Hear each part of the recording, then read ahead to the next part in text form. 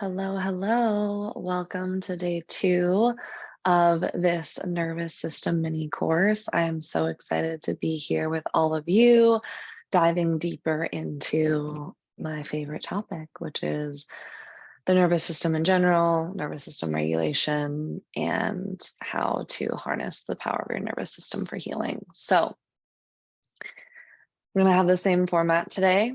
Today, we are going to learn a new breath practice. We're going to do some sensation tracking, and then we will get into today's lesson. If you are new to me, again, my name is Elsa Karinki.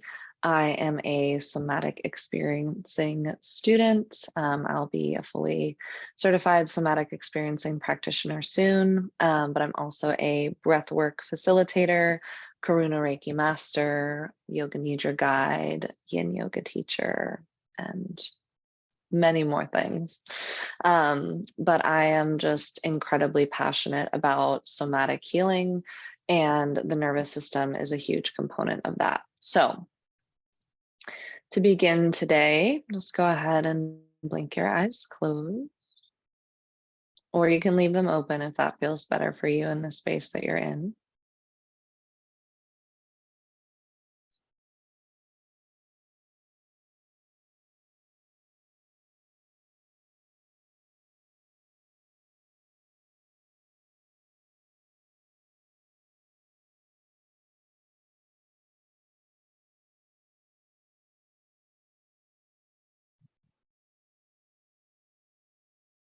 And just start to notice what's happening in your internal world.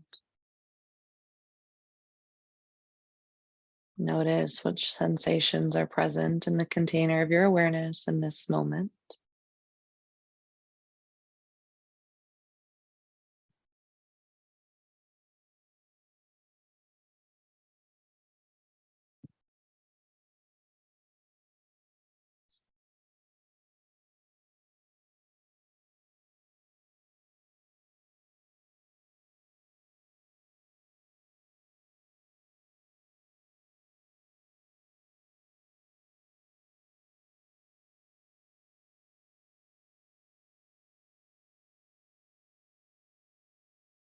And once you've identified a few sensations, don't need to hold on to them, just name them and then continue to move your awareness throughout your body. You can notice if there's a particular sensation that keeps calling you back, that keeps grabbing your attention.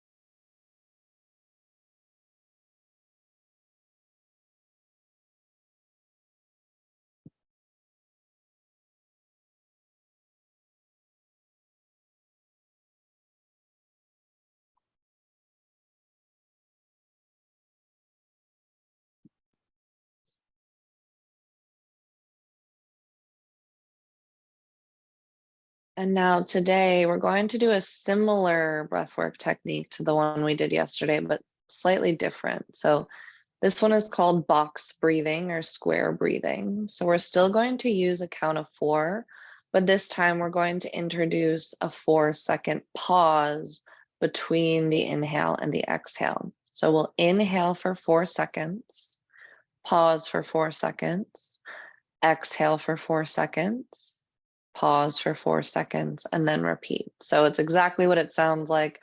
You're just making a nice square with your breath.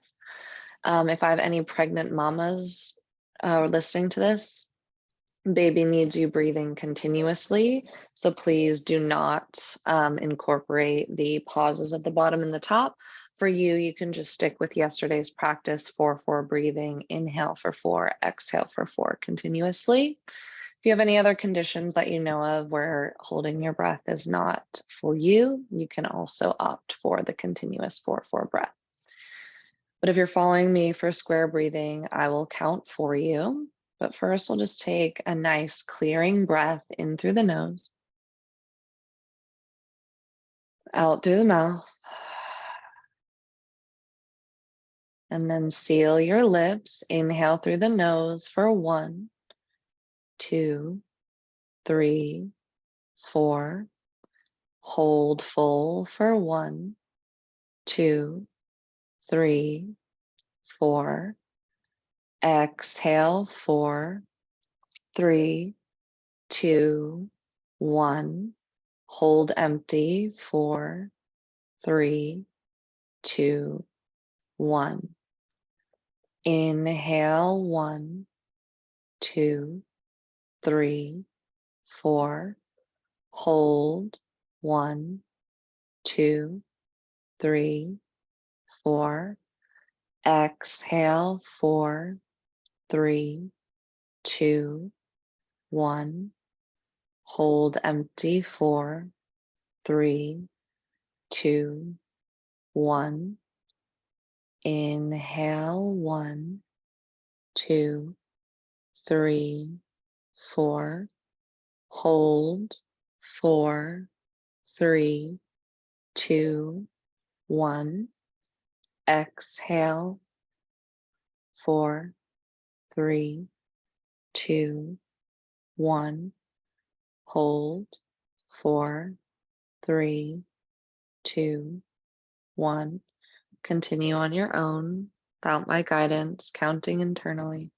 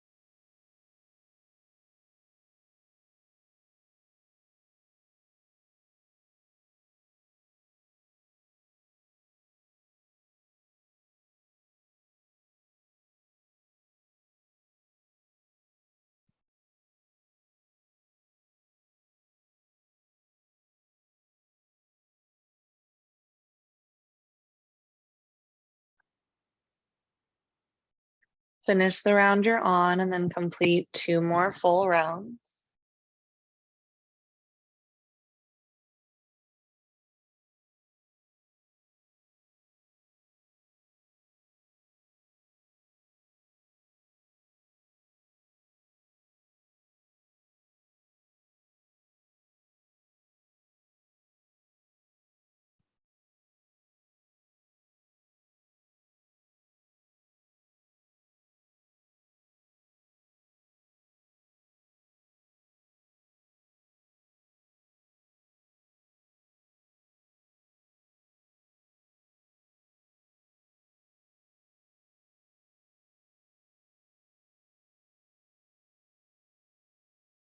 And once you've completed the last round, just release the count, release the holds, and just breathe continuously.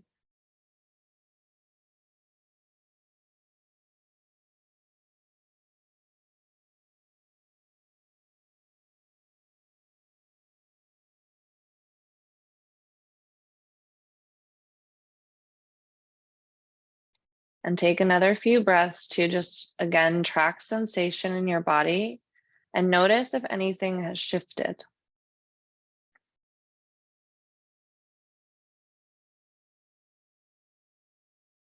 Are the same sensations present? Are they different? Same areas of the body or different? Just notice.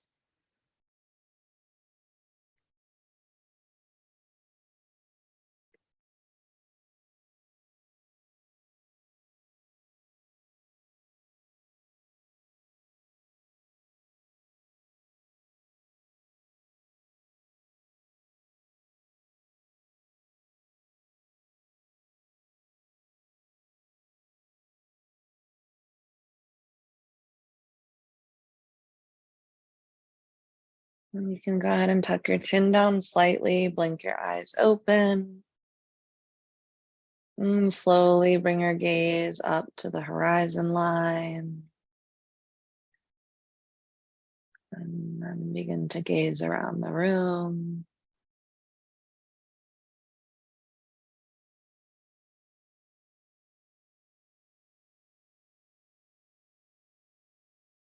Bring your eyes back to the screen. All right. I'm excited for today's lesson. So yesterday we discussed the central nervous system, the peripheral nervous system, and afferent and efferent pathways. So today we're going to discuss the sympathetic nervous system response and the parasympathetic nervous system response. Now, I love this lesson because I feel like it's a little bit of Mythbusters in sort of like the overculture of wellness and yoga and meditation. There's this heavy focus on the parasympathetic activation and the parasympathetic response. And I feel like the sympathetic response gets a bit demonized. And I'm excited to kind of dive into why that is and why that's not necessarily true here today. So, excuse me. So on the sympathetic side, there is a blank or blank word that is very commonly used to describe this system, and that is fight or flight. And then on the parasympathetic side, there is another, maybe slightly less known, but still pretty out there, blank or blank description that we use for this, which is rest and digest. Now, if that was the complete picture, of course, rest and digest sounds pretty freaking awesome, while fight or flight sounds like something we should probably avoid. However, this is not the full picture. And so it's important to keep in mind that we need to look at each of these systems both under threat and under safety. And unfortunately, the safety version of the parasympathetic system, this rest and digest, is the one that's kind of out there in popular discourse. And the under threat version of the sympathetic nervous system is the one that's out there in popular discourse. But this is only half the picture on both sides. So over here on the sympathetic side, yes, we have the fight or flight response when we feel threatened. Now, I think it's also important to keep in mind that even this is not in and of itself a bad thing. This is literally how we survive. This is how our species has survived years of, potential predators and things like this. So the fight or flight activation is actually very healthy for a limited amount of time. So the fight or flight response is literally meant for actual life-threatening situations. So, I'm hiking in the woods and I see a bear. I might try to fight the bear. I might try to run away from the bear. Depending on how close it is to me and how fast I think I am or how strong I think I am. But for that finite period of time, so I fight or I flee. Once I am safe again, I am meant to downregulate my system. So I am no longer in that fight or flight state for too long. And I'm going to talk in another lesson about what happens in a traumatized system and, where this kind of goes offline. But I just want to mention here that our fight or flight system is a good thing. We need it. It's helped us survive. It's also what helps us mount a healthy fight response when we need it. So fight is not always literally like, let me knock your lights out. It's setting boundaries. It's saying no. It's advocating for yourself. Healthy flight is leaving situations that are literally not serving you or that are harmful for you. So this is a good thing in small quantities when it is actually necessary from like a life or death perspective. So sympathetic system under threat, we have fight or flight. Under safety, our sympathetic nervous system is responsible for a lot of very important functions. We would literally not be able to wake up in the morning without some level of sympathetic activation. So if you woke up this morning and you are watching this video, you have your sympathetic nervous system to thank for that. If you do any sort of high intensity interval training, or you want to climb Mount Everest, or you want to run a marathon, these are all expressions of sympathetic activation. Sexual arousal is another one, and I think we can all agree that having healthy sexual arousal is a good thing and something that we want to be participating in. So there are many important functions of the sympathetic nervous system outside of fight or flight. So when we're feeling threatened, sympathetic expression is fight or flight. When we are feeling safe, it is waking up in the morning, hard workouts, sexual arousal, things like this. So that's the sympathetic side. On the parasympathetic side, rest and digest is the safety expression of the parasympathetic nervous system. So if I am chilling at home and I'm either alone or I'm with people who make me feel safe and secure and soothed, and I'm just like relaxing, reading a book on the couch, or I'm like slowly cooking myself dinner, I'm going to be in this rest and digest expression of the parasympathetic nervous system because I feel safe. Now, the parasympathetic system has its own threat response. So the fight or flight sort of phrase has been amended recently, relatively recently, to be now fight, flight, or freeze, which from like a legal standpoint, in a court of law, freeze is absolutely a legitimate trauma response. When people feel afraid, they're terrorized, they're in a traumatic situation, freeze is definitely a response that can come online. However, it gets a little confusing because fight and flight are expressions of sympathetic activation, and freeze is actually a parasympathetic response. So it lives over here. So under safety, we have rest and digest. Under threat, on the parasympathetic side, we have freeze. And then there are levels to this. The most extreme expression of a parasympathetic response under threat would be collapse. So collapse in this context has a very specific definition, which is like total system shutdown. So like passing out, peeing your pants, evacuation of the bowels, like loss of consciousness, things of this nature. So freeze is kind of like up here, and then collapse is down here, and there's like disorientation and things like that on the spectrum in between. But the parasympathetic system is not all just rest and digest, everything's great. We also need to so the idea here is that we want to spend as much of our time as we possibly can in conditions where we feel safe.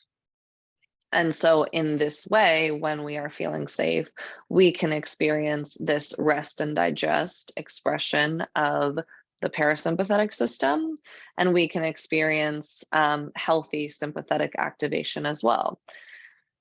So I want to bust the myth that, the entire intention of this work is to be in a parasympathetic rest and digest state all the time, because that's not true. And I will go into in a later lesson what nervous system regulation actually means, because that is thrown around constantly. And until I pursued being a trained somatic experiencing practitioner, I actually didn't know what it meant either. So I'll share that with you in a later lesson. But for today, I just want to draw attention to the fact that we have the sympathetic and the parasympathetic.